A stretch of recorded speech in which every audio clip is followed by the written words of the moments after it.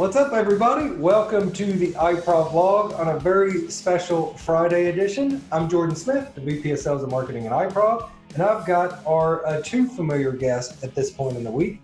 Patrick Laughlin, my lovely co-host. What's up, Pat? That crisp white shirt, I like that. What's up, Joe? I decided to dress up a little bit for Friday, especially since we have a special guest.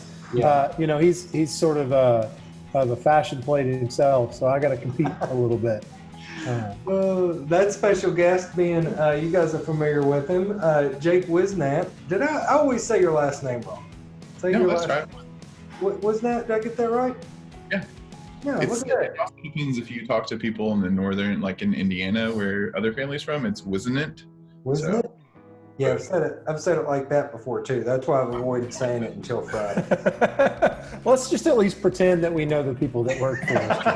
That's for years and years. And so Jake is our social media director. If you guys have tuned in earlier this week, this is Youngster Week. Is that what we're calling it? I've said something different. I think we called it Youth Week, but Youngster, fine too. I mean, I've been accused of being an old man yelling at clouds before, so.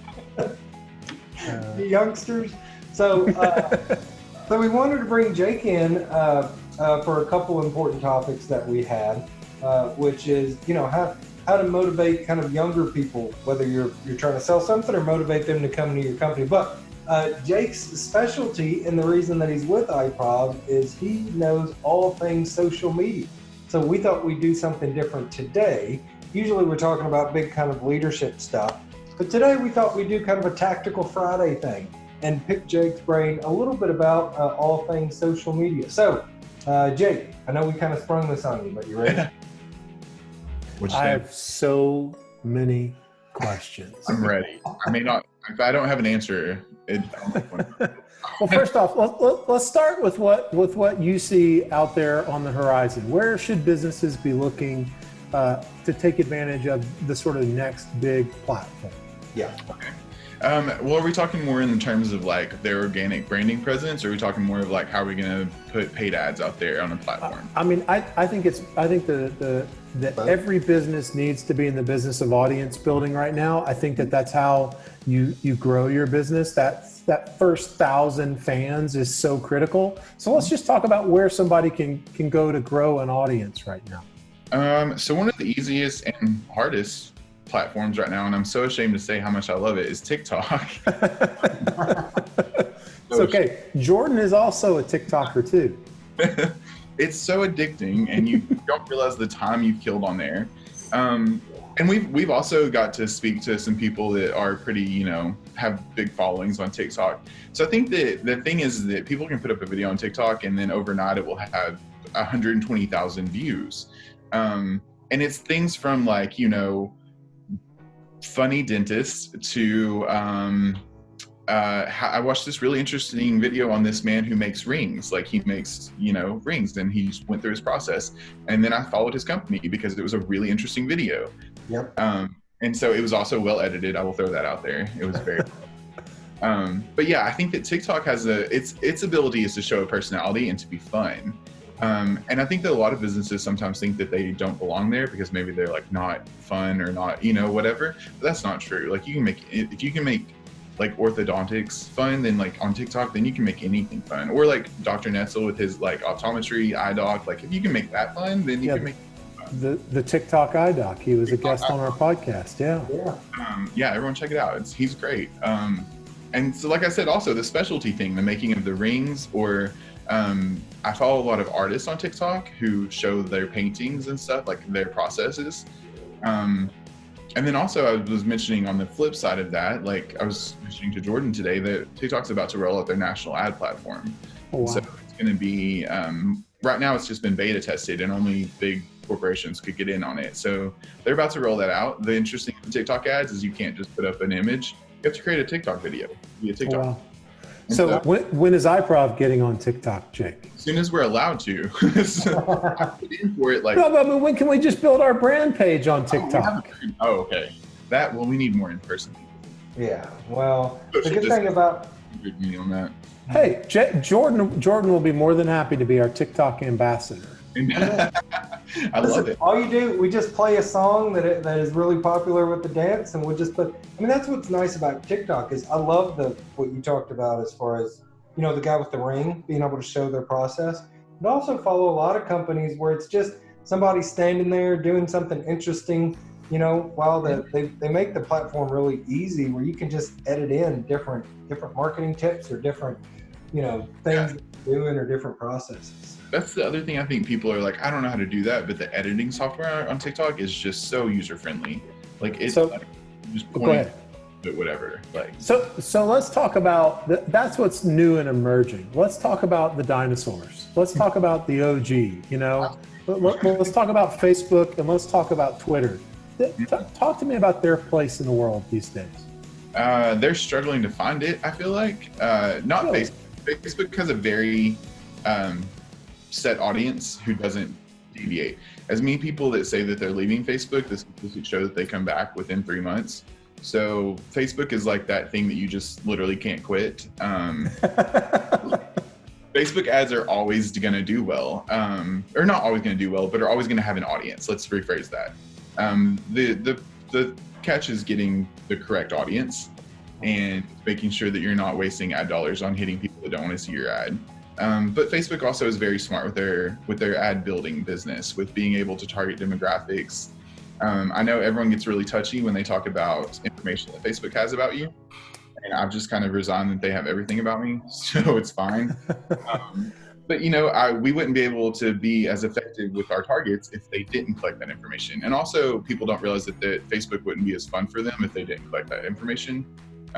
So while people they act like they don't want it collected, they need it collected. I love Facebook's ad platform. It is by far my favorite place to put a client's dollars, because dollar for dollar, you can get 80% of the results you would get putting your dollar somewhere else for 1/3 the price. I mean, it's just incredible. Very cost effective. Facebook's also moved to a different direction of like being more video based and wanting to do more not TikTok like, but almost TikTok like. They tried to buy Snapchat a few years ago after they bought Instagram, and Snapchat wouldn't sell, so they just put in a feature on Instagram and Snapchat that allowed you to do what Snapchat did. So it eliminated the need for Snapchat and essentially tanked a lot of their users. Facebook is a giant in that realm, but their ad business platform is superior by far. Twitter, I don't love Twitter ads. I get on Twitter to Twitter creep mostly. I don't know. I don't know anyone that really gets on Twitter and is like, oh, did you see that beautiful ad? No. But from building an audience standpoint, what are the rules of the road on Twitter? You have to stand out, which means a lot of times means I want to use the right word here. It's not controversy, but it's snark. You got to have a hot take. Yeah.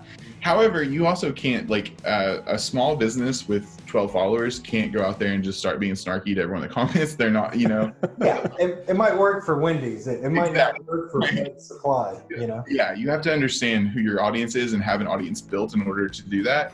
I think that Twitter also serves a good purpose for those immediate updates, the kind of happening now or join us right now kind of thing. But it also, I don't love Twitter's ability to upload media. It is very restrictive on sizing and all of that. So I don't know. I think that Twitter has a special place for people that gather their topical events on it, but it has moved away from the small mom and pop shop kind of it was. It's moved more, and I mean, as we know, today's world has everything to do with that. So, sure.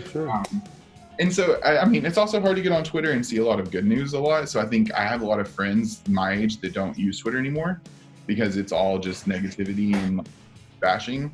I have a lot of friends that are just like Instagram people. They don't do Facebook or Twitter. Let's talk about Instagram. Let's talk about stories, because that's my favorite part about Instagram. Which is what killed Snapchat. I know. But I mean, I love this sort of curated, fun part about stories. So tell us how brands could be taking advantage of Instagram? Stories is my favorite thing to use for us because, I mean, anytime we put an image on Instagram, it lives there forever in your archive. And so there are certain images that don't need to live forever there. I think that a lot of times our promotional stuff where we're advertising office hour or something like that, it's really good for the story. I also love using story for behind the scenes work to show, when we were back in the day when we used to go on shoots. I would love to take pictures of like the guys videoing and like the clients being interviewed. I think that there's that aspect of giving the idea that your business is more personal in that sense with the story. It's like, okay, well, you see all of the professional posts on their Instagram, but like, here's us like, eating cake, or here's us like singing happy birthday to someone, or here's us, dressing up and taking weird pictures. All of that is just, it's allowing businesses to be more personable and be more actually social without it being a permanent content.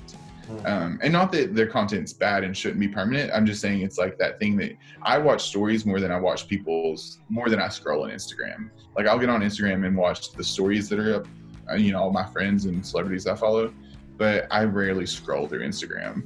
Okay. On that note, I also loathe Instagram notifications. Like every time someone goes live, every time a celebrity goes live, so let me click it, and then I get in the video, and then I can't get out of the video. So what do you say to people that, and I'm like on the verge of it, because I notice how much time, I'm one of those people that goes on Twitter just because I want to see what is in the news, like most immediately, and as many viewpoints as I can get.